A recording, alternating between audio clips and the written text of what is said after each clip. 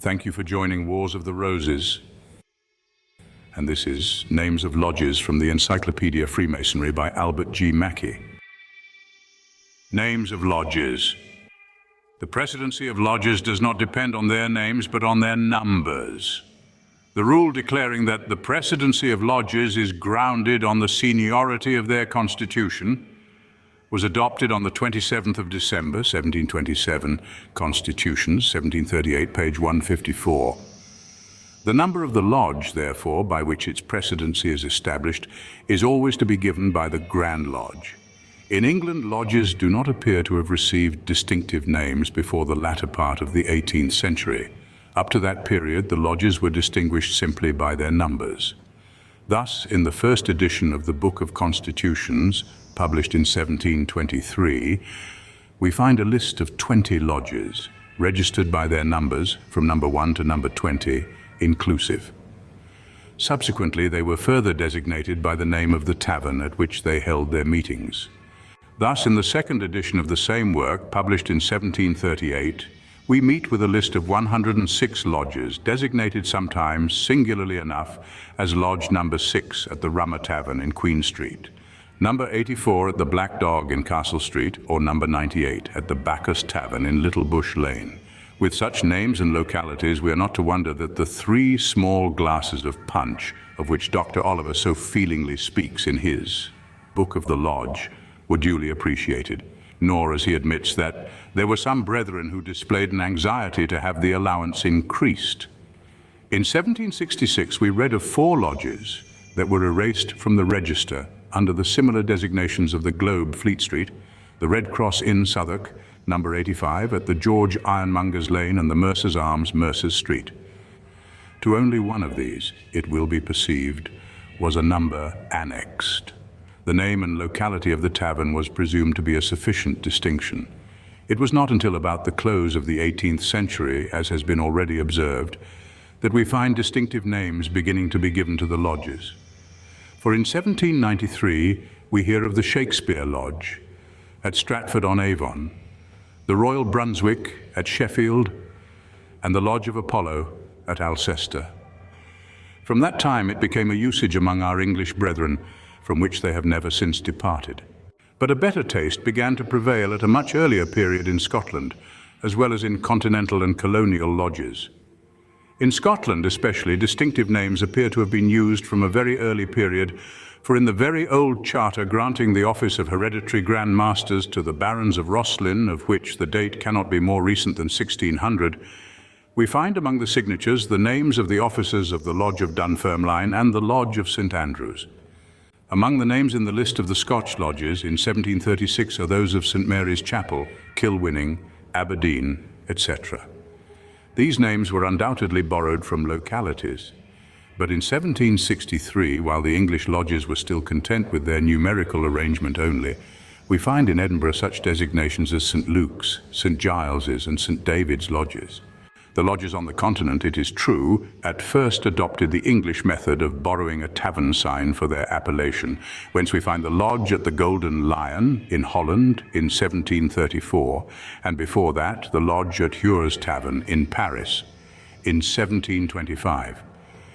But they soon abandoned this inefficient and inelegant mode of nomenclature, and accordingly, in 1739, a lodge was organized in Switzerland under the appropriate name of Strangers' Perfect Union. Tasteful names, more or less significant, began thenceforth to be adopted by the continental lodges.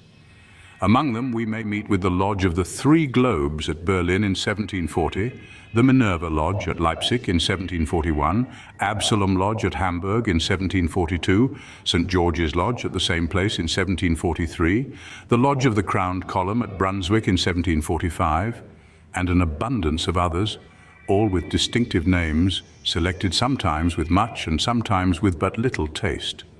But the worst of them was undoubtedly better than the Lodge at the Goose and Gridiron, which met in London in 1717. In the colonies of America, from the very first introduction of Freemasonry into the Western world, significant names were selected for the lodges.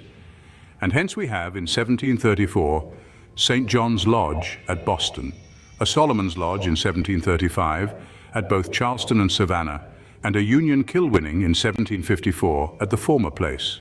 This brief historical digression will serve as an examination of the rules which should govern all founders in the choice of lodge names. The first and most important rule is that the name of a lodge should be technically significant. That is, it must allude to some Masonic fact or characteristic. In other words, there must be something Masonic about it. Under this rule, all names derived from obscure or un-Masonic localities should be rejected as unmeaning and inappropriate. Dr. Oliver, it is true, thinks otherwise and says that the name of a hundred or wapentake in which the lodge is situated, or of a navigable river which confers wealth and dignity on the town, are proper titles for a lodge. But a name should always convey an idea, and there can be conceived no idea worth treasuring in a Freemason's mind to be deduced from bestowing such names as New York, Philadelphia, or Baltimore on a lodge.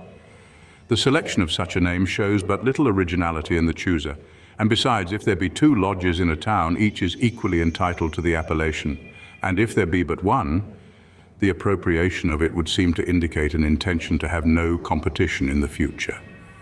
Yet barren of Masonic meaning, as are such geographical names, the adoption of them is one of the most common faults in American Masonic nomenclature. The examination of a very few old registers, taken at random, will readily evince this fact. Thus, 88 out of 160 lodges in Wisconsin were named after towns or counties. Of 437 lodges in Indiana, 251 have names derived from the same source. Geographical names were found in 181 out of 403 lodges in Ohio and in 20 out of 38 in Oregon. But to compensate for this, we had 71 lodges in New Hampshire and only 2 local geographical appellations in the list. There are, however, some geographical names which are admissible and indeed are highly appropriate. These are the names of places celebrated in Masonic history. Such titles for lodges as Jerusalem, Tyre, Lebanon, and Joppa are unexceptionable. Patmos, which is the name of a lodge in Maryland, seems, as the long residence of one of the patrons of the order, to be unobjectionable. So too Bethel, because it signifies the house of God. Mount Moriah, the site of the ancient temple. Calvary, the small hill on which the sprig of acacia was found. Mount Ararat, where the ark of our father Noah rested. Ophir, whence Solomon brought the gold and precious stones with which he adorned the temple.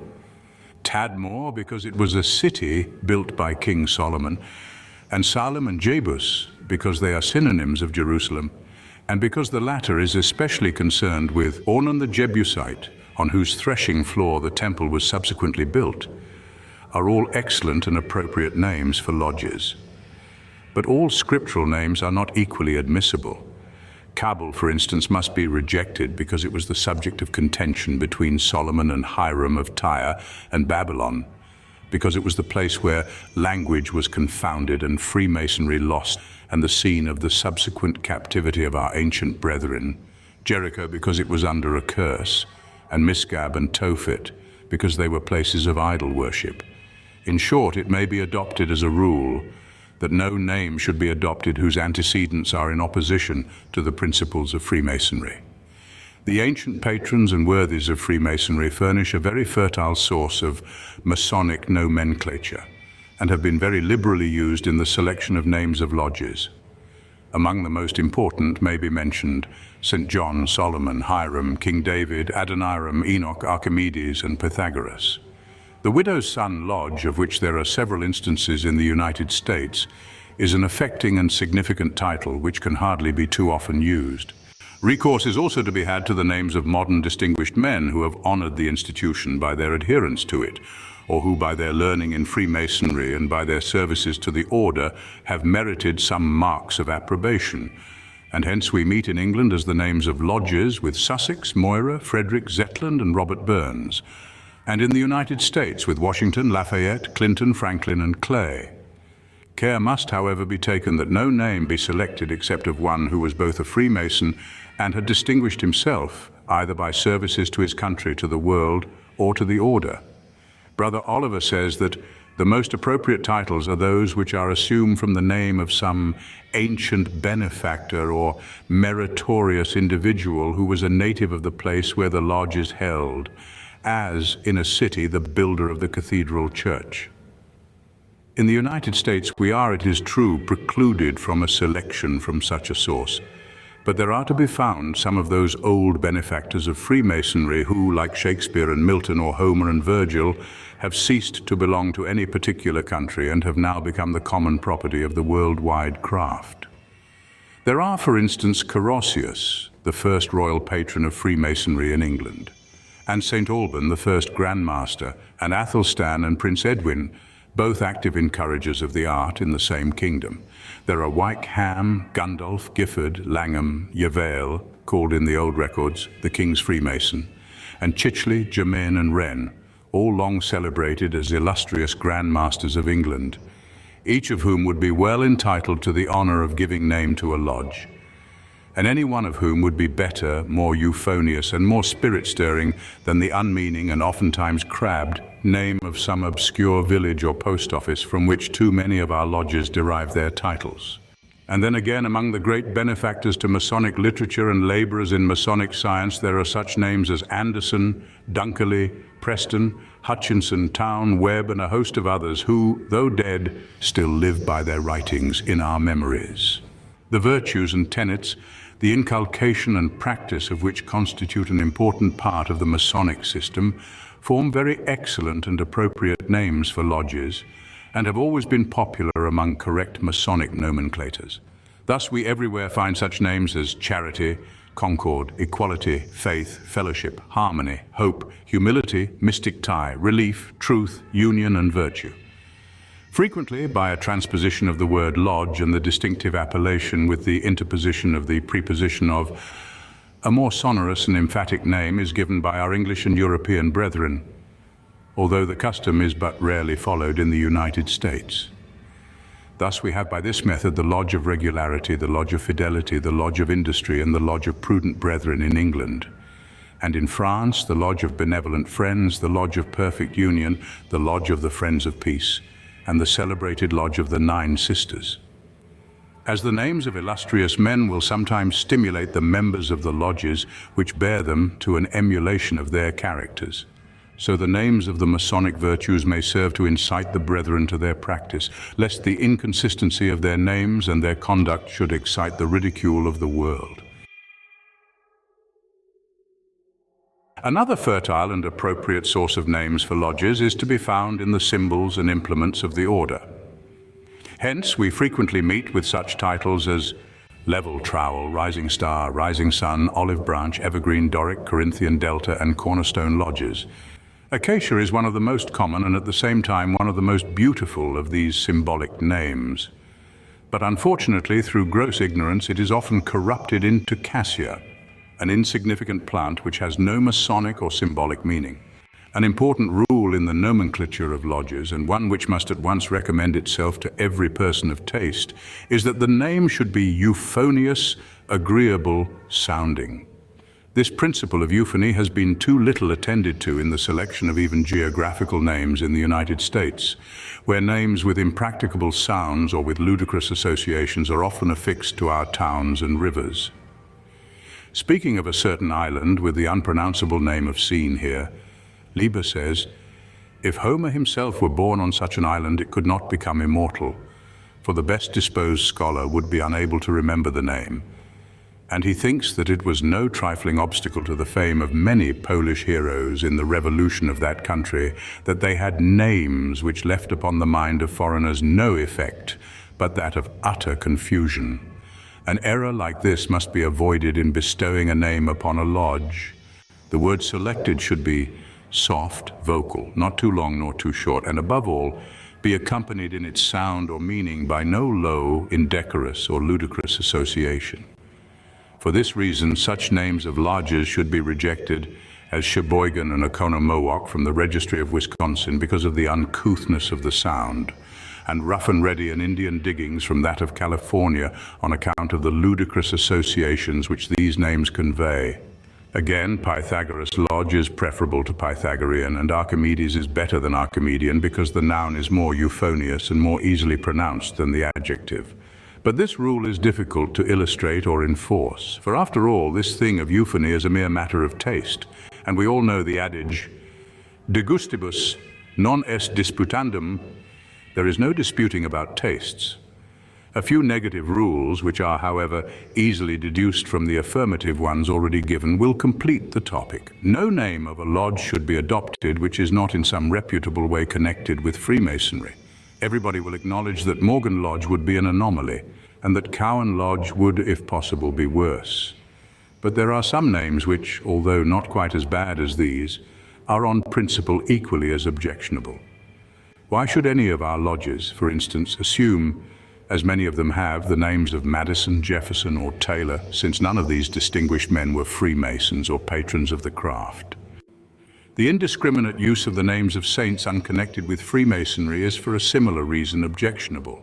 Beside our patrons, St. John the Baptist and St. John the Evangelist, but 3 other saints can lay any claims to Masonic honors, and these are St. Alban, who introduced, or is said to have introduced, the order into England, and has been liberally complimented in the nomenclature of lodges, and St. Swithin, who was at the head of the craft in the reign of Ethelwulf, and St. Benedict, who was the founder of the Masonic fraternity of bridge builders.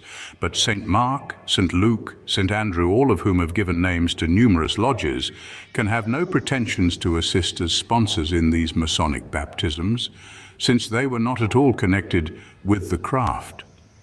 To the Indian names of lodges there is a radical objection. It is true that their names are often very euphonious and always significant, for the red men of the American continent are tasteful and ingenious in their selection of names, much more so indeed than the whites, who borrow from them, but their significance has nothing to do with Freemasonry.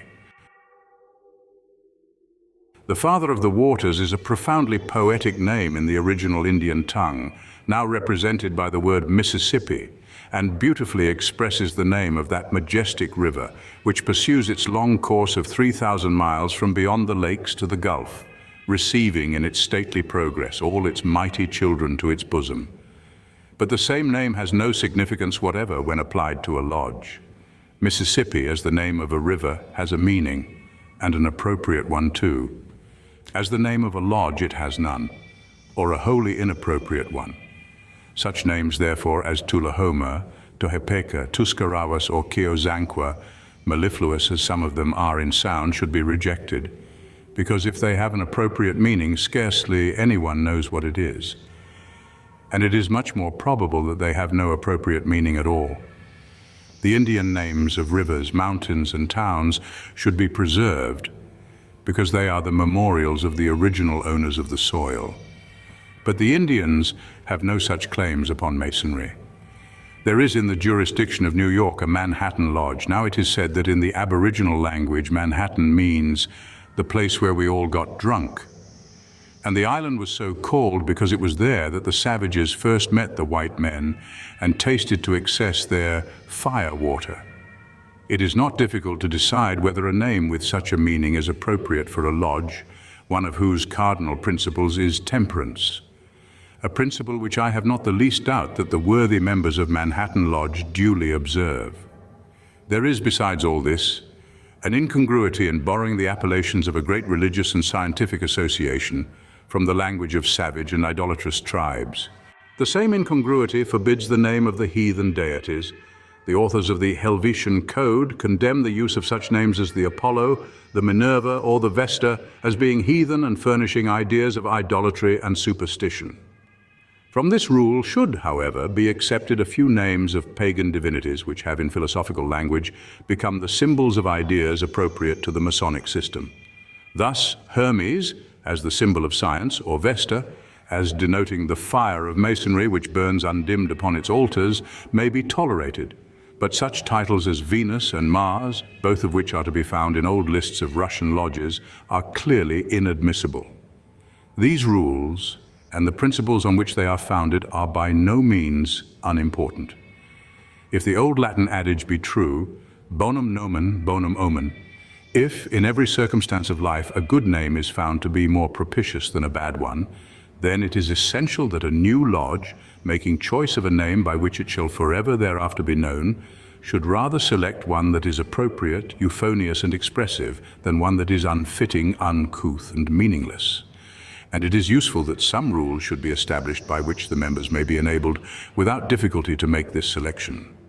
It is not meant to exaggerate the importance of names, but while it is admitted that a good lodge with a bad name is better than a bad lodge with a good one, it is certain that a good lodge with a good name is better than either.